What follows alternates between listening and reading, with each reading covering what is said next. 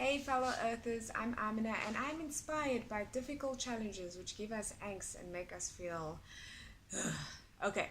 But I also have lots of tips that I want to share with you because I myself am going through one of those things where I'm preparing for a particularly new, exciting, exhilarating task which I've never done before. So it's great for my growth, but it was giving me some anxiety, and I thought, well, I'll share it with you, and you can let me know in the comment section whether this was helpful for you and what other tips that you use in order to overcome huge tasks.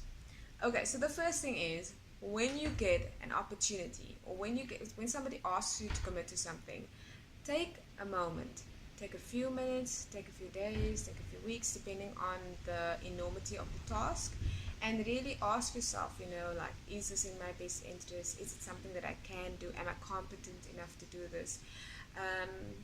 And weigh up the pros and cons. Do what you need to do. Make an informed decision. Be decisive. So this is the first tip that I'm going to give you. And the first tip is make the right decisions for your life.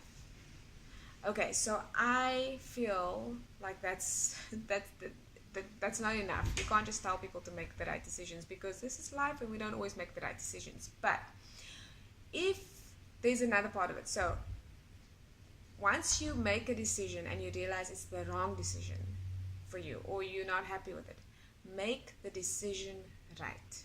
So this is something Dr. Phil talks about. He says make the right decision.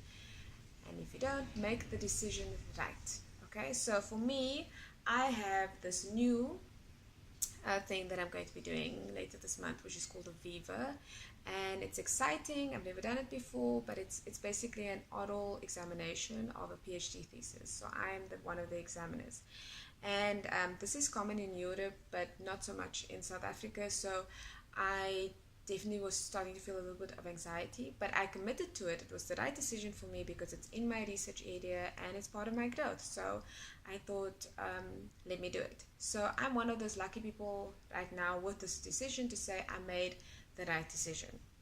But there have been many instances where I've made a decision and I felt compelled to do it, and I was so annoyed with myself.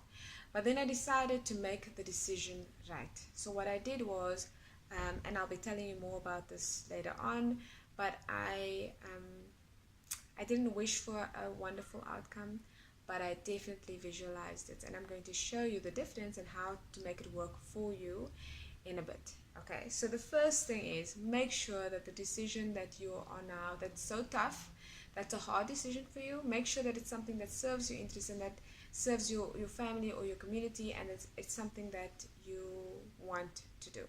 Okay, so once you make a decision, if it's the wrong decision, make sure that you make the decision right. Okay, so once we've made a decision, a lot of us worry. And I understand this, because this is the moment, this is the thing that got to me. I started worrying about this Viva. And I don't like to worry, I don't like to stress, and when I feel like that, I feel a bit off balance. And so this is what Mel Robbins talks about. Like, when you catch yourself in a negative loop, or with negative self-talk, with a negative habit, that is actually golden. That's a golden moment. So when I realized that I was stressing, I decided, no, I need to fix this. And the good thing about worrying, the thing that stops worrying, is visualization. It gets you in the right frame of mind, and that's what I'm going to talk about, and then I'll come back to worrying in a moment. So once you make your decision, maybe your decision is losing 25 kilograms like mine was last year. What you need to do is frame that decision, whatever decision it is, frame it with a positive mindset. You cannot succeed with any major task if you're going to be negative. Think about the words that I've been using so far, and think about the words as I go through this video.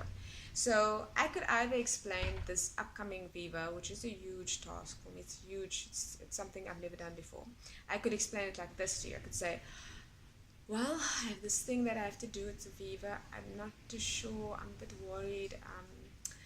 It could be, I wish that things are going to work out, but I'm just not sure. Can you see how my energy is starting to drain, and like my posture is going down? Because your body actually weakens when you use weak language. That is true, I promise you.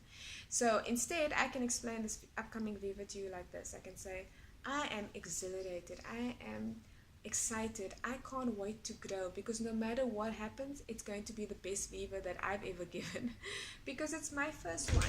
So we have to really give ourselves that room to be a bit flexible and say, you know, this is my first time doing it, and I'm going to do it to the best of my ability. If it's losing weight, oh my gosh, so this is a huge task, because and I'll have an entire series of videos on this, I promise you. People have completely the wrong mindset, because a lot of people think that their perfect body is walking around outside there. They forget that if your difficult task is to lose weight, you need to remember that you need to frame that huge task with a positive mindset and start being kind to yourself. I can't tell you how many times I've heard people say, oh, Amiena, you've lost so much weight. How do I get this disgusting fat body to become, like, to look good? And the first thing I tell them is, don't be so rude and nasty to your body. It's terrible. I wouldn't want somebody talking to me like that. So anyway, we can talk more about that. But the main thrust of this point is that you need to use positive and strong language when you talk about your major task. Don't let anybody give you excuses. Trust me, I've got 2 kids. I've heard everybody has given me excuses about why I should be tired and drained and negative. And you know what? I'm always saying the same thing. I love my work. I love where I am. I love what I do. So, and I love what I'm doing right now. So I don't care that I'm tired and that I don't sleep that much. You know, I sleep when I can. Okay, so this is very important. This leads me to the next step, which is very important. It's vital. Okay, so don't wish for the future that you want, or for the outcome that you want. Visualize the outcome that you want. Remember, I said that visualization actually replaces wording, because wording can't live alongside visualization. So wishing is when you say things like, I really wish I could get the body that I want, or I really hope I could get this promotion, and pray that these things are going to happen for me. What your mind understands is that, oh, it's not going to happen, but you really want it to happen, but it's not going to happen, okay? But when you visualize something, you visualize, and this is the tip, you have to visualize the task completed. So if you want to lose weight, visualize you already walking around in the clothes that you want to walk around in and feeling great. If you want to graduate, if you're just starting your career, academic career, visualize yourself graduating and actually hearing all that great compliments from your friends and family. So for me with this Viva, I'm visualizing thanking the supervisor for giving me the opportunity, and congratulating whomever I need to, and so forth. So it's really about sending those last few emails and just closing that chapter, or just saying, okay, now I've done that. And that makes me feel very, very calm. So one thing that you can add to visualization is affirmations. Affirmations are amazing, and they work, okay? So they are always personal, present tense, positive. So for example, you will say, I, personal, am, present tense, a consummate professional. So it's a reminder to you that you are, or you can say, I am incredibly confident. Whatever you want in life, that's what you need to say is happening right now. And there's a better way for me to articulate that. So whatever you want, act as if you already have it. So that's when you bring the future into the present. It makes the present so much more bearable, and you actually start enjoying the fruits of your future labor. So it's amazing. And I've used that to lose 25 kilograms. I'm telling you, this stuff works. So very importantly, I'm going to end off on this tip, because a lot of my students also watch this channel. Please, people, remember that tomorrow is another day. So no matter what happens, you tried all the tips, visualization, and whatever it is, and you still feel like, oh, I didn't do the best, or whatever the case may be, don't be hard on yourself. There is a day like called tomorrow. Not really called tomorrow, but there is a tomorrow, and you can always try to do your best then. Okay, that's me. I'm Amiena.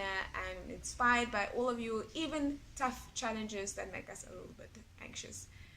That's life, but we can overcome them together. Okay, anyway, like this video if you like it, share it, and we will chat soon. Thank you. Bye-bye.